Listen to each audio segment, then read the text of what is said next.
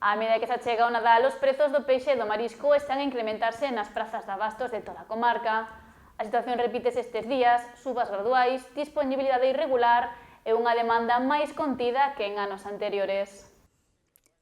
O mal tempo, a escaseza nalgunhas lonxas e o peche de varios polígonos marisqueiros están a influir directamente nos prezos.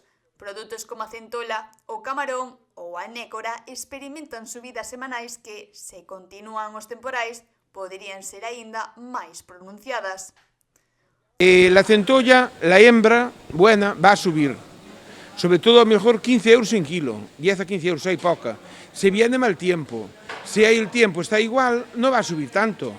Si hay material para comprar, somos muchos a comprar en la loncha.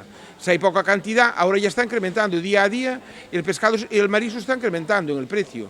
Tanto almeja porque hay poca, están cerrados muchos polígonos, están cerrados de almeja, como Anoia y muchos polígonos, y si hay, va a ir a un precio, si no, pues va a ir a otro precio, según como esté el tiempo. Si el tiempo está bueno, hay pescado y hay de todo, pero más caro.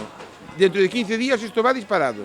Obviamente xa os precios alcanzan xa unha subida importante.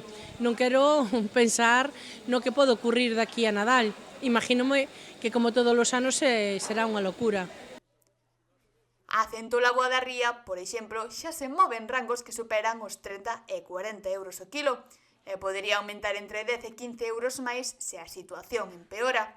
O mesmo ocorre co peixe fresco. Se hai pouco produto ou o mar non permite sair a faenar, os prezos dispáranse.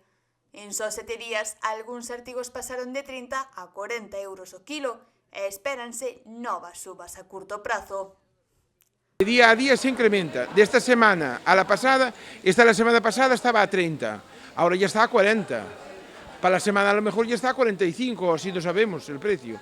La buena, no mala, la buena. La mala puede ir a 10 o 15 euros, pero la buena la hay que pagar. A pesar de que se achega o período forte de compras, a demanda non é tan alta como outros anos. O público é máis reticente a mercar con antelación e moitas familias están reducindo as cantidades debido ao forte encarecemento. Cada vez é máis difícil asumir o custo do marisco das rías, considerado xa por moitos un auténtico luxo. A ver, a xente ven, pero así como se ven, vaise a unha gran parte porque pois a nécora da ría xa o precio que ten, a centola, o camarón, a xente non pode alcanzar estes precios. A xente que gana 1000 euros ao mes non se pode permitir estes lujos. Que no están llevando tanta cantidad para comprar como otros años, porque es caro. Y hay gente que tiene la economía más baja. Hay que pagar pisos, tienen hijos y no pueden pagar una centolla de la ría a 40 euros el kilo. Que 2 centollas valen 100 y pico de euros. Os prezos actuais están a facer que moitas persoas desistan de levar certos produtos. 2 centolas da ría poden superar facilmente os 100 euros e artigos tan tradicionais como o camarón ou a nécora xa presentan prezos elevados incluso antes de entrar no mes de decembro.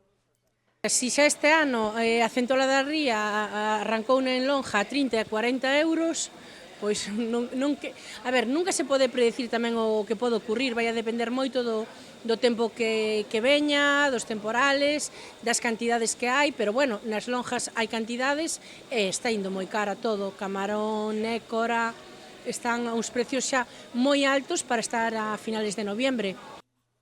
As perspectivas non son máis optimistas para as vindeiras semanas. Todo indica que, se o mal tempo continúa e a oferta segue limitada, os prezos seguirán subindo de forma constante. O marisco podería converterse este Nadal nun ben restringido a poucos petos.